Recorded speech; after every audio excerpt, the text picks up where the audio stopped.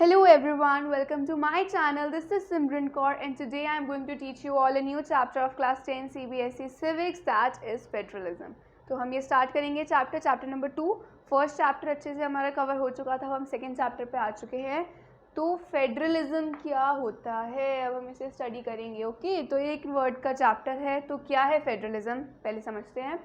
देखो, हमारी कंट्री में एक सेंट्रल गवर्नमेंट होती है जो कि पूरी कंट्री को रूल कर रही है, और एक ऐसी गवर्नमेंट है जो कि अलग अलग स्टेट्स को रूल कर रही है। हमने अपनी कंट्री को क्या किया, हमारी इंडिया है, लेट से कि इंडिया है, ठीक है। मैं इंडिया का मैप नहीं बना पाऊँगी इसलिए, तो ये हमारी इंडिया है। अब इंडिया में क्या होता है, हमने इंडिया को छोटे छोटे एरियाज़ में डिवाइड कर दिया, जिन एरियाज़ को हम क्या कहते हैं, स्टेट्स कहते हैं। तो एक कंट्री जो होती है वो छोटे छोटे एरियाज़ में हमेशा डिवाइड हो जाती है, जिसको हम क्या कहते हैं, स्टेट। तो अब हमारी कंट्री में क्या होता है, एक ऐसी गवर्नमेंट होगी जो कि पूरी कंट्री पर फोकस करेगी, पूरी कंट्री को रूल करेगी। और एक ऐसी गवर्नमेंट होती है जो कि स्टेट पर फोकस करेगी, एक है ना, एक स्टेट पर रूल करेगी। एक छोटी छोटी स्टेट्स पर ध्यान जो देती हैं वो क्या होती है, स्टेट गवर्नमेंट होती है। अब देखो, अगर हम ऐसे नहीं करेंगे, कंट्री को स्टेट गवर्नमेंट में डिवाइड नहीं करेंगे, तो हमारी पूरी कंट्री को एक ही गवर्नमेंट रूल करेगी, तो अच्छे से डेमोक्रेसी हो ही नहीं पाएगी। डेमोक्रेसी का मतलब क्या होता है कि लोगों की बात उनके रूलर तक पहुंच सके। तो इतनी बड़ी सी कंट्री में एक ही रूलर होगा, एक ही पार्टी होगी, एक ही गवर्नमेंट होगी, तो ऐसे हर एक पर्सन की बात तो उन तक नहीं पहुंचेगी। तो हमने क्या किया, कंट्री को छोटे छोटे एरियाज में डिवाइड कर दिया, जिनको हम क्या कहते हैं, स्टेट कहते हैं। और उस स्टेट में एक अलग गवर्नमेंट होती है जो कि स्टेट पर फोकस करती है, और सेंट्रल गवर्नमेंट के अलग मैटर्स होते हैं, तो वो सेंट्रल पूरी कंट्री पर फोकस करती है। सेंट्रल गवर्नमेंट को यूनियन गवर्नमेंट भी कहा जाता है। अब हम फेडरलिज्म के कुछ फीचर्स की स्टडी करेंगे। तो फेडरलिज्म में हमने क्या पढ़ा कि यहाँ पर जो भी कंट्री एक फेडरलिज्म कंट्री होती है, वहाँ पे दो या दो से ज़्यादा लेवल ऑफ गवर्नमेंट होता है। एक सेंट्रल लेवल पर गवर्नमेंट होगी, एक स्टेट लेवल पर गवर्नमेंट होगी। तो दो या दो से ज़्यादा लेवल्स की गवर्नमेंट होती है हमारी किसमें, फेडरलिज्म में, जो कंट्री फेडरलिज्म को फॉलो करती है। सेकंड है कि हर एक लेवल की खुद की ज्यूरिसडिक्शन होती है। ज्यूरिसडिक्शन मतलब किस तरीके से उन्हें रूल करना है, उस एरिया पर किस तरीके से उन्हें फोकस करना है, तो वो उनकी खुद की ज्यूरिसडिक्शन है, ठीक है। स्टेट गवर्नमेंट को कैसे रूल करना है, तो स्टेट गवर्नमेंट के खुद के अपने रूल्स हैं, सेंट्रल गवर्नमेंट के खुद के अपने रूल्स हैं। सेंट्रल गवर्नमेंट स्टेट गवर्नमेंट को ऑर्डर नहीं दे सकती कि अपनी स्टेट में ये करो। स्टेट गवर्नमेंट कहेगी जो हमारी स्टेट है, मैं अपनी स्टेट में अपनी अकॉर्डिंग अपनी स्टेट को रन करूँगा। सेंट्रल गवर्नमेंट स्टेट गवर्नमेंट को कुछ नहीं कह सकती। तो स्टेट गवर्नमेंट और सेंट्रल गवर्नमेंट हर एक की अपनी अपनी खुद की ज्यूरिसडिक्शन होती है। और सेंट्रल गवर्नमेंट को अगर उस स्टेट में कुछ भी करना है, जैसे उत्तर प्रदेश में कुछ भी सेंट्रल गवर्नमेंट को करना है, तो वहाँ की स्टेट गवर्नमेंट से उन्हें परमिशन लेनी पड़ेगी। ओके, तो खुद की अपनी अपनी ज्यूरिसडिक्शन होती है, लेकिन कुछ चीज़ें ऐसी होती है, कुछ मैटर्स ऐसे होते हैं जिसमें सेंट्रल गवर्नमेंट को स्टेट गवर्नमेंट की परमिशन लेने की कोई ज़रूरत नहीं है। कुछ मैटर्स ऐसे होते हैं जिसमें लेने की ज़रूरत पड़ जाती है। तो ये डिपेंड करता है। नेक्स्ट होता है कि अगर हमारा जो कॉन्स्टिट्यूशन है, कॉन्स्टिट्यूशन क्या है, कॉन्स्टिट्यूशन एक पूरा लॉ है कि क्या हमारी कंट्री किस तरीके से रन होनी चाहिए, हमारी कंट्री के बारे में सब कुछ लिखा हुआ है। Constitution is the supreme law of our country. तो हमारे कॉन्स्टिट्यूशन में अगर मुझे कोई चीज़ में चेंज करना है, तो सेंट्रल गवर्नमेंट अपने आप से कोई चेंज नहीं कर सकती। सेंट्रल गवर्नमेंट और स्टेट गवर्नमेंट जितनी भी हैं, सबको एक साथ मिलकर डिसाइड करना होता है, तभी कोई चेंज आ सकता है कॉन्स्टिट्यूशन के किसी प्रोविजन में, किसी लॉ में। अब इसके बाद आता है कोर्ट्स। तो अगर किसी दो सेंट्रल गवर्नमेंट स्टेट गवर्नमेंट के बीच में लड़ाई होगी या कोई और प्रॉब्लम होगी, तो कोर्ट्स जो हैं वो मैटर्स में जाकर देख सकते हैं। जो हमारी सुप्रीम कोर्ट, जो हाईएस्ट कोर्ट है, इवन हाई कोर्ट, तो ये अपनी लॉ जजमेंट पास कर सकते हैं अगर कोई भी प्रॉब्लम आ जाती है सेंट्रल या स्टेट गवर्नमेंट के अंदर। इसके बाद आता है कि हाँ, अब जो हमारा कॉन्स्टिट्यूशन है ना, कॉन्स्टिट्यूशन ने बताया हुआ है कि स्टेट गवर्नमेंट को क्या करना है, सेंट्रल गवर्नमेंट को क्या करना है, इन सबकी किस तरीके से उन्हें रूल करना है, सब कुछ कॉन्स्टिट्यूशन ने लिखा हुआ है, ताकि किसी भी तरीके की लड़ाई ना हो सके। इसके बाद अब सेंट्रल गवर्नमेंट को भी पैसे चाहिए, टैक्स चाहिए लोगों से, ताकि वो अपनी कंट्री को अच्छे से कर सके।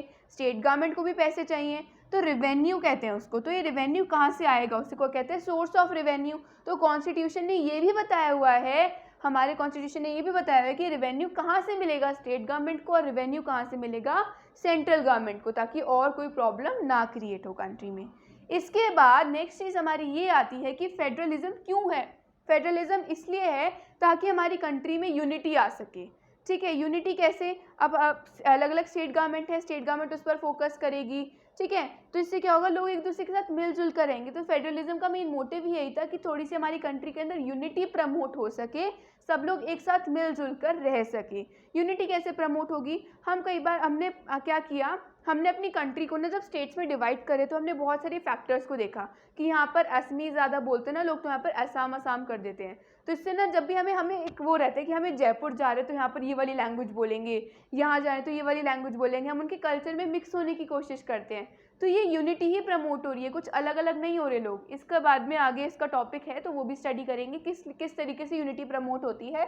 इसके अलावा डाइवर्सिटी को एकोमोडेट करना कि अलग अलग तरीके के लोग हैं तो वो मिलजुल कर कैसे रहे। आप लोग कहोगे हमने तो कंट्री को पंजाब, असम, तेलुगु, इस तरीके से हमने अलग अलग लोगों को उनकी लैंग्वेज और उनके कल्चर के बेसिस पर तो डिवाइड कर दिया, तो ये तो डाइवर्सिटी बढ़ रही है। साथ कैसे आ रहे हैं लोग, तो वो भी मैं बताऊंगी कि कैसे। देखो मैं एक्सप्लेन अभी कर देती हूँ, आगे के टॉपिक में मैं फिर दोबारा से समझा दूंगी। देखो होता क्या है, हमने अपनी कंट्री को जब हम डिवाइड करे थे, जब हमें आज़ादी मिली तो अलग अलग ग्रुप्स चाहते थे कि हमें रिप्रेजेंटेशन मिले, है ना। अब हमने क्या किया, हम चाहते हैं कि हर एक लैंग्वेज जो है, हर एक लैंग्वेज अच्छे तरीके से प्रमोटेड रहे हमारी कंट्री में। तो हमने क्या किया, लैंग्वेज के बेसिस पर, कल्चर, रिलीजन के बेसिस पर कंट्री को अलग अलग स्टेट्स में डिवाइड कर दिया। जैसे पंजाब में मोस्टली पंजाबी बोलते हैं, यहाँ पर हरियाणा में मोस्टली हरियाणवी लैंग्वेज बोलते हैं, मतलब तमिलनाडु में तमिल बोली जाती है ज़्यादा से ज़्यादा। तो यहाँ पर हमने कंट्री को डिवाइड कर दिया।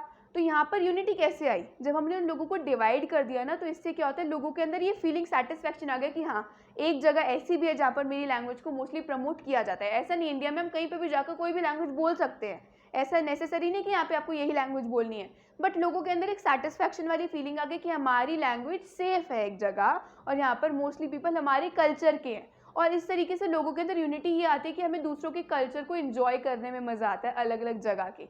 तो इसलिए यूनिटी भी प्रमोट होती है और डाइवर्सिटी भी कम होती है।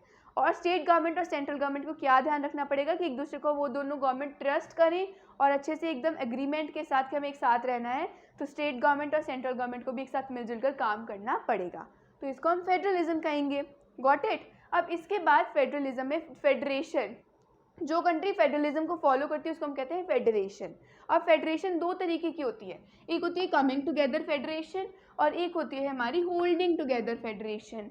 कमिंग टुगेदर फेडरेशन और होल्डिंग टुगेदर फेडरेशन का क्या मतलब है, कुछ कंट्रीज ऐसी होती हैं जिसमें जैसे सेम तरीके के लोग हैं, ये मेरी एक कंट्री है, मैं चाहती हूँ कि मेरी कंट्री एक बहुत बढ़िया कंट्री बन सके, मेरी कंट्री बढ़ जाए। तो क्या करते हैं, कुछ कंट्रीज एक साथ मिलती हैं और कहती हैं कि हम एक साथ मिल जाएंगे और हम एक सिंगल कंट्री की तरह काम करेंगे। हमारी एक मेन गवर्नमेंट होगी जो तीनों कंट्रीज़ पर फोकस करेगी, एक गवर्नमेंट होगी जो मेरी हम अलग अलग सिंगल कंट्रीज़ पर फोकस करेगी। इसका एग्जाम्पल है यूएसए। एक तो यू से यूएसए मान लो, एस से स्विट्ज़रलैंड मान लो, ए से ऑस्ट्रेलिया। तो यूएसए इसका एग्जाम्पल है, यूएसए, स्विट्ज़रलैंड और ऑस्ट्रेलिया।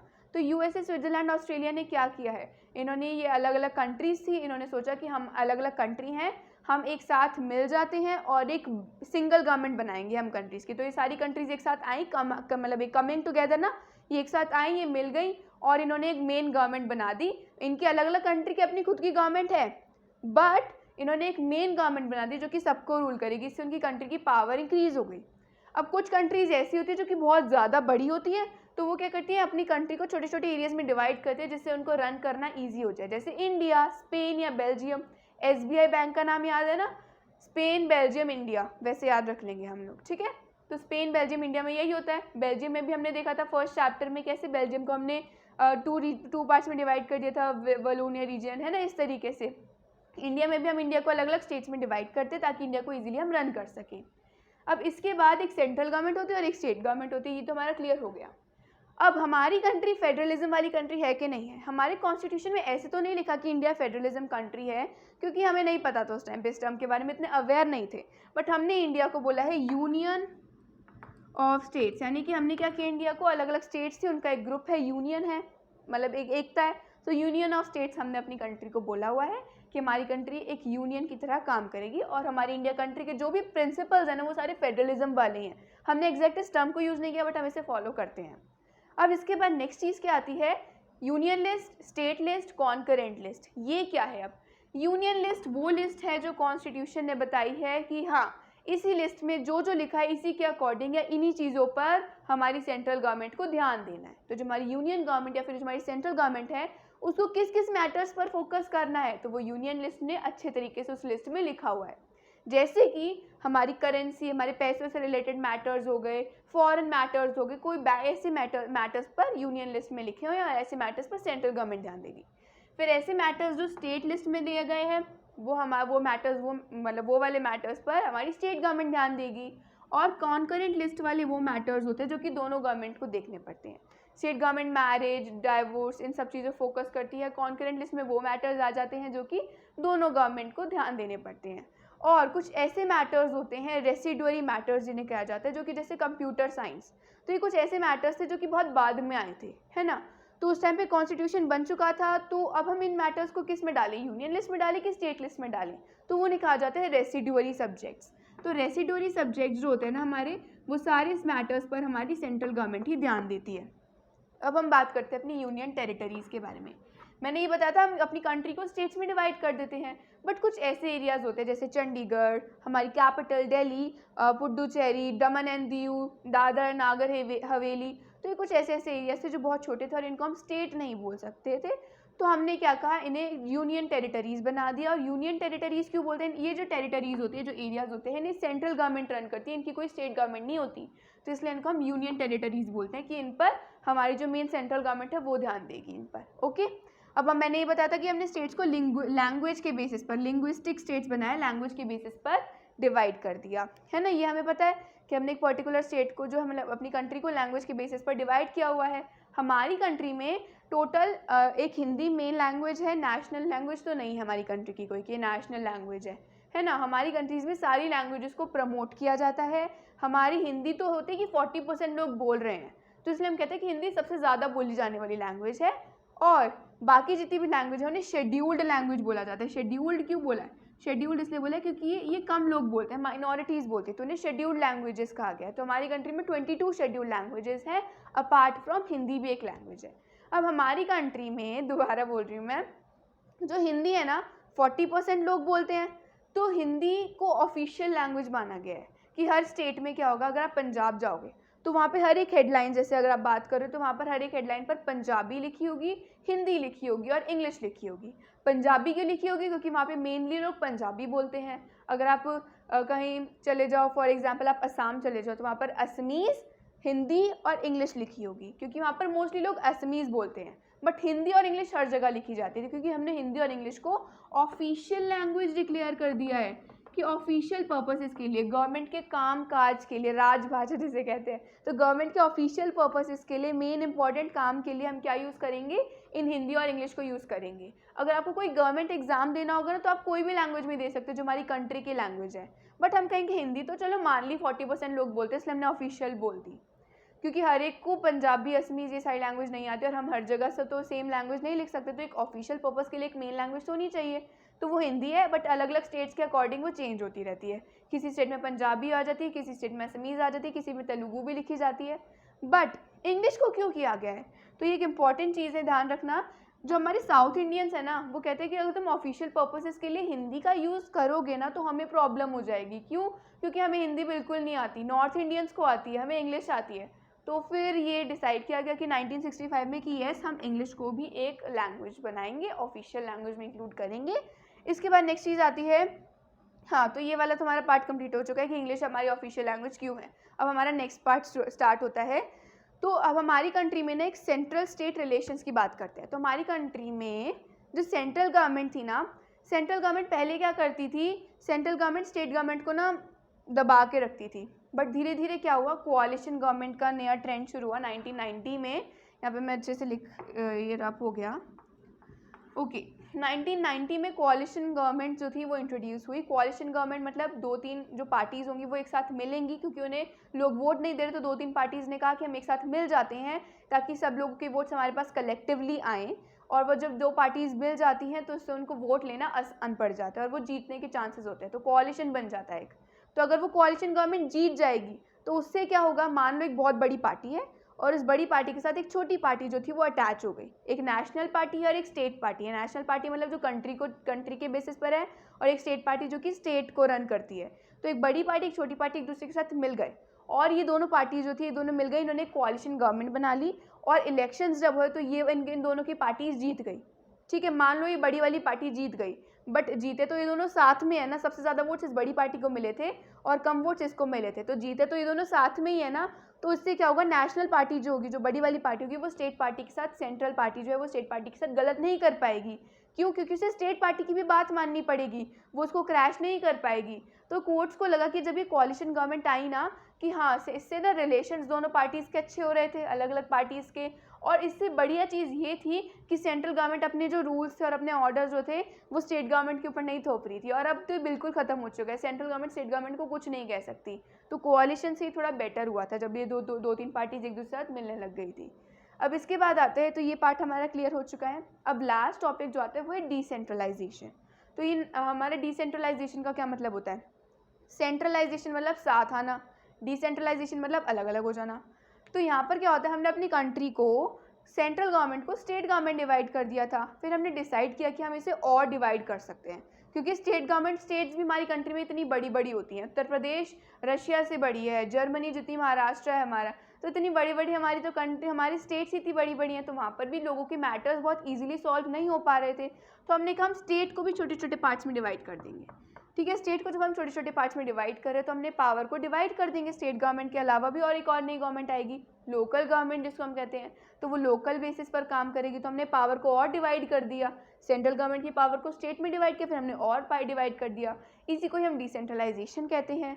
अब 1992 में क्या होता है, 1992 में एक लॉ पास होता है जिसमें कहा जाता है कि ये इंपॉर्टेंट है कि लोकल गवर्नमेंट के भी इलेक्शंस हो, लोकल गवर्नमेंट भी इलेक्ट होगी, जिसमें से 1/3 सीट्स विमेन के लिए फिक्स होंगी और कुछ SC ST और OBCs के लिए भी फिक्स होगी। और स्टेट गवर्नमेंट को अपने कुछ फंड्स, कुछ पैसे जो है अपनी लोकल गवर्नमेंट को देने पड़ेंगे, ताकि लोकल गवर्नमेंट भी लोगों के लिए काम कर सके। ये इंपॉर्टेंट है और ये फिक्स कर दिया गया है कि स्टेट गवर्नमेंट को अपना कुछ रेवेन्यू लोकल गवर्नमेंट को देना पड़ेगा, ताकि लोकल गवर्नमेंट अच्छे से काम कर सके। अब ऐसा क्यों किया है? क्योंकि ऐसे बहुत सारे ऐसे मैटर्स होते हैं कि जो कि छोटे लेवल पर अच्छे से सॉल्व कर पाते हैं। अब लोकल गवर्नमेंट होगी तो लोकल पीपल को पता होगा कि यहाँ पे हमारे लोकल एरिया में किस चीज़ की प्रॉब्लम है, क्या परेशानी फेस कर रहे हैं लोग, तो वो उसी के बेसिस पर काम करेंगे।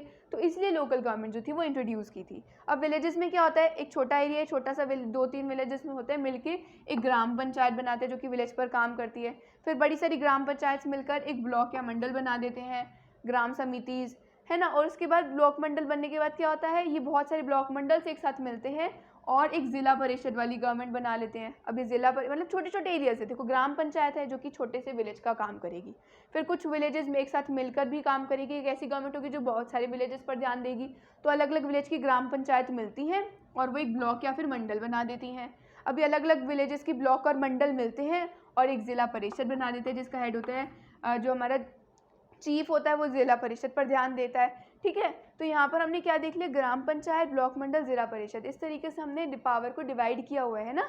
एक ज़िला परिषद थी, उसमें फिर एक छोटे छोटे विलेजेस पर भी अच्छे से लोगों के मैटर सॉल्व हो पाएंगे। इस तरीके से सिटी में म्यूनिसिपल कॉर्पोरेशन होती है जिसका हेड हमारा मेयर होता है ना। तो यहाँ पर हमने ये पूरे कंट्री को देख लिया कि किस तरीके से डिसेंट्रलाइजेशन होती है और किस तरीके से लोगों के छोटे छोटे मैटर्स भी इजीली सॉल्व हो जाते हैं, और कैसे फेडरलिज्म हमारी यूनिटी को प्रमोट कर रहा है, डाइवर्सिटी को एकोमोडेट कर रहा है। So hope you like this video, do share this video with your friends and